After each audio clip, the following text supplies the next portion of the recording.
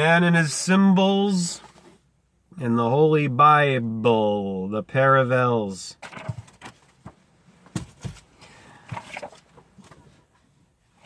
The parallel, the parallel lines of life, of light, of the goddess, the snake goddess of the Neolithic, featured in The Language of the Goddess by Maria Gimbutas, with the foreword by the mythologist Joseph Campbell. When God was a womb man.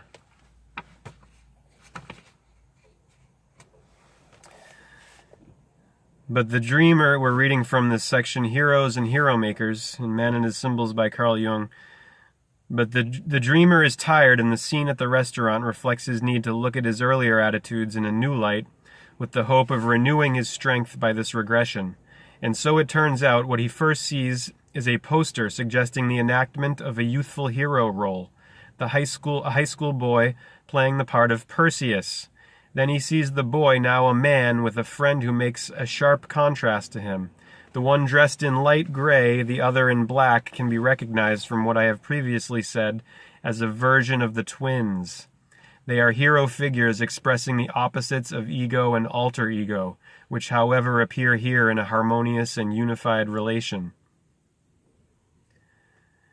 The patient's associations confirmed this and emphasized that the figure in gray represents a well-adapted, worldly attitude to life, while the figure in black represents the spiritual life in the sense that a clergyman wears black. That they wore hats, and he now had found his own, points to their having achieved a relatively mature identity of a kind that he had felt to be severely lacking in his own earlier adolescent years, when the quality of tricksterism still clung to him in spite of his idealistic self-image as a seeker of wisdom. His association to the Greek hero Perseus was a curious one, which proved especially significant because it revealed a glaring inaccuracy. It turned out that he thought Perseus was the hero who slew the Minotaur and rescued Ariadne from the Cretan labyrinth. As he wrote the name down for me, he discovered his mistake, that it was Theseus, not Perseus, who slew the Minotaur. And this mistake became suddenly meaningful, as such slips often do, by making him notice that these two heroes had in common. Notice what these two heroes had in common. They both had to overcome their fear of unconscious demonic maternal powers and had to liberate from these powers a single youthful feminine figure.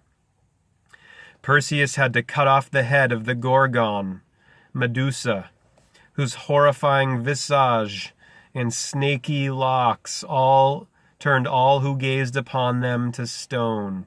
He later had to overcome the dragon that guarded Andromeda.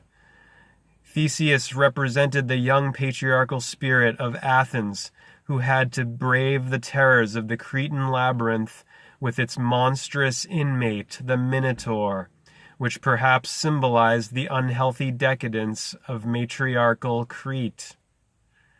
In all cultures, the labyrinth has the meaning of an entangling and confusing representation of the world of matriarchal consciousness. It can be traversed only by those who are ready for a special initiation into the mysterious world of the collective unconscious. Having overcome this danger, Theseus rescued Ariadne, a maiden in distress. This rescue symbolizes the liberation of the anima figure from the devouring aspect of the mother image. Not until this is accomplished, can a man achieve his first true capacity for relatedness to women. The fact that this man had failed adequately to separate the anima from the mother was emphasized in another dream in which he encountered a dragon, a symbolic image for the devouring aspect of his attachment to his mother. This dragon pursued him, and because he had no weapon, he began to get the worst of the struggle. Significantly, however, his wife appeared in the dream, and her appearance somehow made the dragon smaller and less threatening. Let's go over these images again. Some heroic battles and rescues from Greek myth, far left. Perseus slays Medusa on a 6th century BC vase. Left, Perseus with Andromeda. Andromeda. Andro is the root for man, as the same as anthro in anthropology. From a 1st century BC mural of Murael in the Middle, whom he saved from a monster. Right, Theseus kills the Minotaur on a 1st century BC jar watched by Ariadne. Below, on a Cretan coin, 67 BC, the Minotaur's labyrinth of labor, of Moon's day through Freya's day, Monday through Friday, of the work week of the world womb, of the matrix, of the matter, mother, earth, terror, the heart, the earth, the chakra of Ra-Re. Significantly, however, his wife appeared in the dream, and her appearance somehow made the dragon smaller and less threatening. This change in the dream showed that in his marriage, the dreamer was belatedly overcoming the attachment to his mother. In other words, he had to find a means of freeing the psychic energy attached to the mother-son relationship in order to achieve a more adult relation to women, womb men, and indeed to adult society as a whole. The hero-dragon battle was the symbolic expression of this process of growing up. Or what? We keep hearing overcoming, right? Overcoming. Coming over. Passing over the equator. After arising to Aries, arriving to Mars, to man. Arrival of El, of the ram's horns, of the cerebrum, of the brain, of Re, of tree at 3 o'clock. Passover, crossover, overcome. Growing up, Alpha, Aleph. But the hero's task has an aim that goes beyond biological and marital adjustment. It is to liberate the anima as that inner component of the psyche which is necessary for any true creative achievement. In this man's case, we have to guess the probability of this outcome because it is not directly stated in the dream of the Indian journey. But I am sure he would confirm my hypothesis that his journey over the hill and the sight of his goal as a peaceful harbor town contained the rich promise that he would discover his authentic anima function. He would thus be cured of his early resentment at not being given protection, the rain hat, by the woman for his journey through India.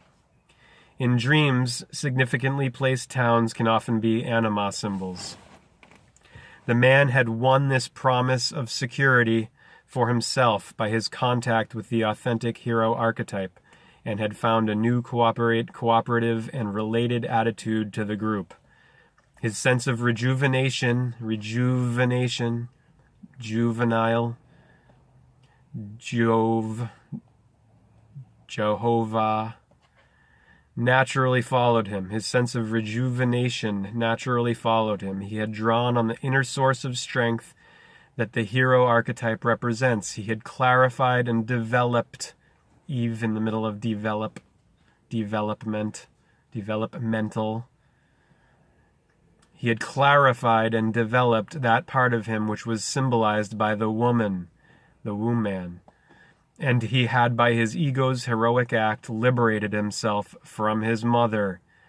These and many other examples of the hero myth in modern dreams show that the ego as hero, is always essentially a bearer of culture, cultor, rather than a purely egocentric exhibitionist. Even Trickster, in his misguided or unpurposive way, is a contributor to the cosmos as primitive man sees it. In Navajo mythology as Coyote, he hurled the stars into the sky as an act of creation.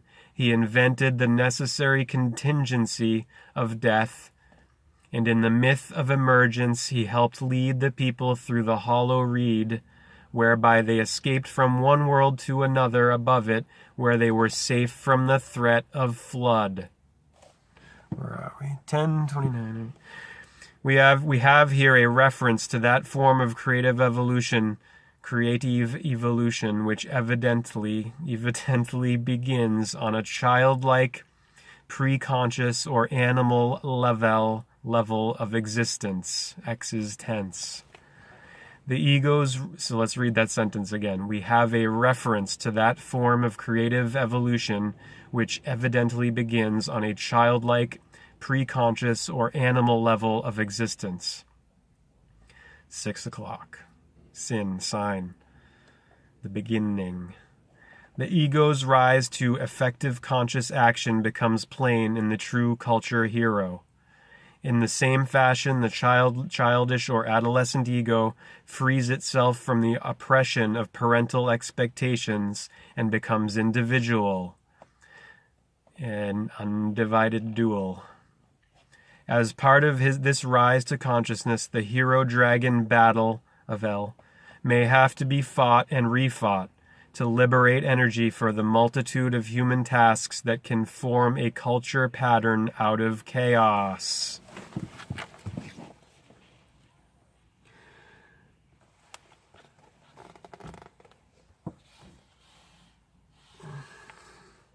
The hero's rescue of a maiden can symbolize the freeing of the anima from the devouring aspect of the mother. This aspect is represented far left by Balinese dancers wearing the mask of Rangda, left, a malign female spirit, or by the serpent that swallowed and then regurgitated the Greek hero Jason. As in the dream discussed on page 124, a common anima symbol is a harbor town. Below, a poster by Marc Chagall personifies Nice as a mermaid.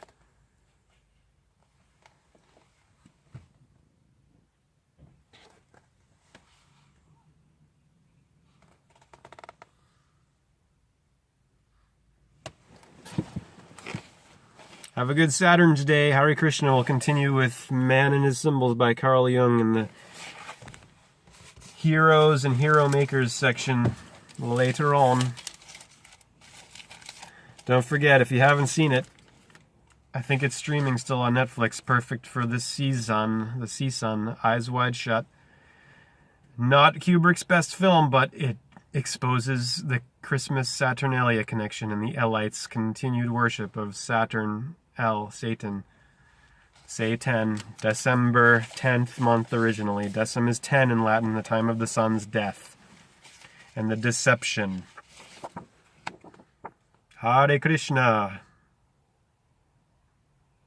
Om Namo Shivaya. Namaste.